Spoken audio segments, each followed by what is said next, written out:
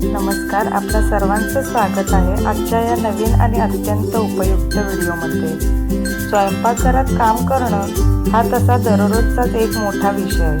सकाळी सकाळी डब्याची घाई, संध्याकाळच्या जेवणाची तयारी, त्यात काय बनवायचं हा रोजचा प्रश्न आणि हे सगळं करताना होणारी तारांबळ, हे सगळं आपण सगळेच जण दररोज अनुभवतो, नाही का? पण जरा विचार करा, जर हेच काम थोड्या स्मार्ट टिप वापरून झटपट आणि सोप्या पद्धतीने करता आलं तर मज्जाच येईल ना।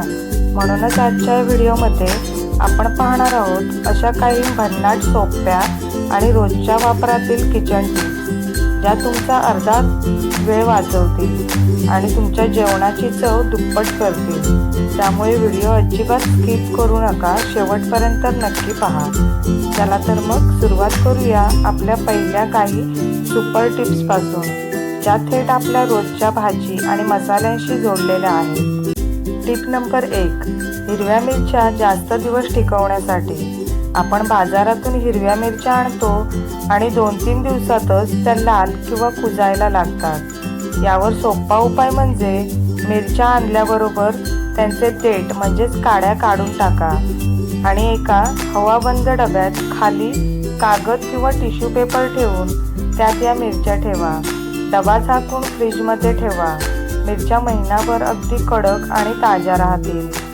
टिप नंबर 2, रताळी किंवा बटाटे उकडतानाची टिप। बटाटे किंवा रताळी उकडताना बऱ्याचदा कुकर खूप काळा पडतो किंवा बटाटे खूप चिकट होतात। हे टाळण्यासाठी बटाटे उकडताना पाण्यात अगदी चिमूटभर मीठ आणि अर्ध्या लिंबाचा रस किंवा लिंबाची फोड टाका। यामुळे बटाटे छान पांढरे शुभ्र उकडले जातात आणि कुकरसुद्धा काळा पडत नाही। टिप नंबर 3, आलं लसूण पेस्ट दीर्घकाळ टिकवणे। आले लसूण पेस्ट बनवताना ती अनेकदा काळी पडू शकते। ती ताजी आणि पिवळसर राहण्यासाठी वाटताना त्यात थोडेसे मीठ आणि गरम केलेले तेल मिसळा। यामुळे पेस्ट खराब होत नाही आणि त्याला छान चवही येते। टिप नंबर 4, मसाला करपण्यापासून वाचवण्यासाठी। ग्रेव्हीची भाजी करताना जेव्हा आपण मसाल्यांमध्ये पावडर मसाले, हळद, तिखट, धने पावडर टाकतो तेव्हा ते पटकन करपू शकतात।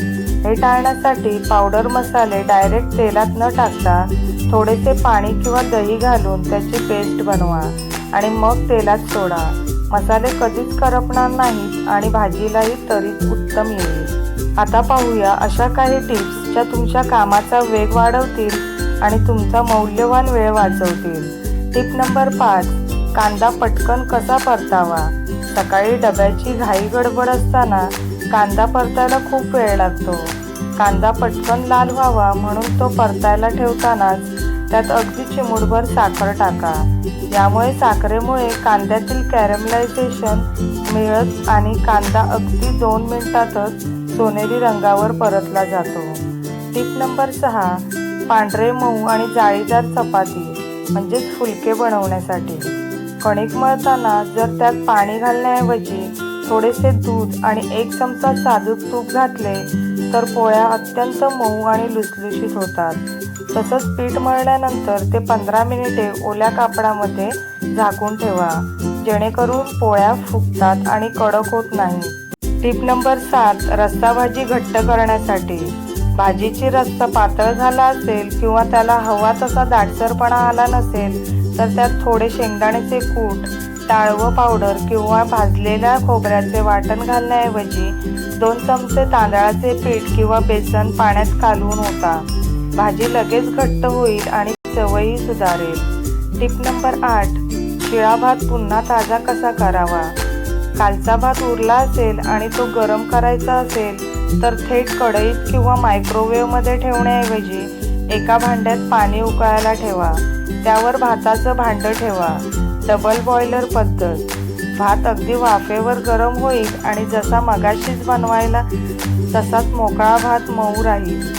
स्वयंपाकघर जेवढे सुंदर दिसेल तेवढेच काम करायला जास्त आनंद होतो।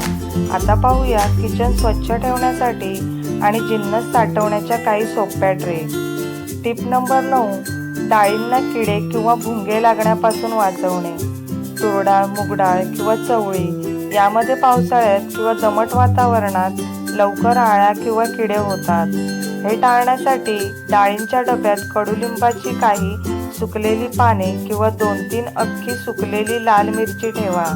यामुळे डाळी सुरक्षित वर्षभर राहतात. Tip number 10. मिक्सरचे पाते धारदार करणे. अनेकदा मिक्सरच्या पात्यांची धार कमी होते आणि चटणी किंवा पेस्ट बारीक व्हायला वेळ लागतो. हे सुधारायला मिक्सरच्या भांड्यात मूठभर मीठ टाका आणि मिक्सर काही सेकंद चालवा. पात्यांची धार पुन्हा कडक होईल. Tip number 11. लिंबाचा जास्तीत जास्त रस काढणे.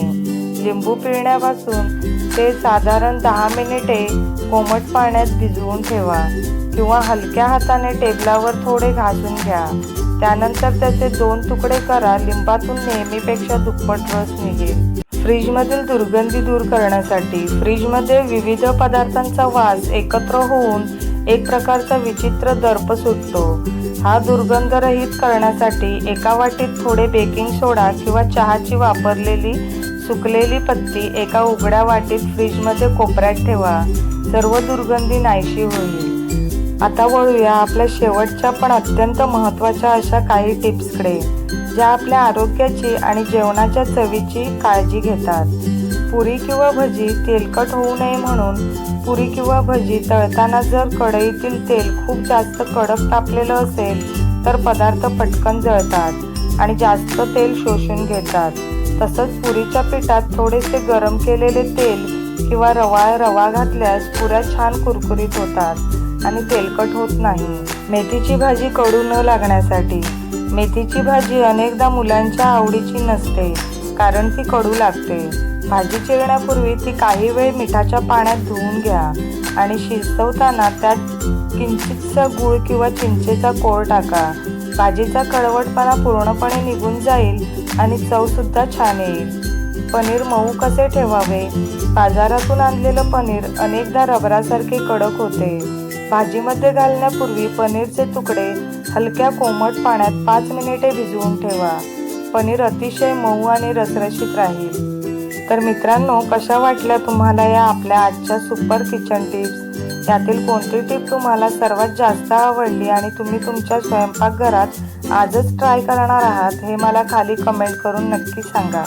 तुमच्या एका लाईकमुळे मला अशाच नवनवीन आणि उपयोगी माहितीपूर्ण व्हिडिओज बनवण्यासाठी खूप मोठा उत्साह मिळतो. त्यामुळे चॅनलला नक्की सबस्क्राईब करा आणि घंटीचे बटन दाबा, जेणेकरून पुढचा व्हिडिओ मिस होणार नाही.